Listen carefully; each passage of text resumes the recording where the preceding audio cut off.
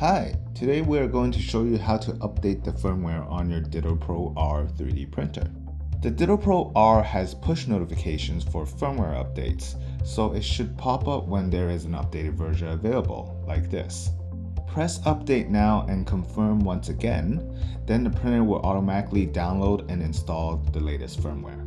If you missed the push notification by accidentally canceling it, don't worry, you can still update it manually by downloading the firmware from our website and then putting it onto the USB. Insert the USB, now click Settings and go into Firmware. Select Upload from USB and it will automatically search for the file on the USB. Once it finds it, choose Update and confirm, then the firmware will be installed on your printer.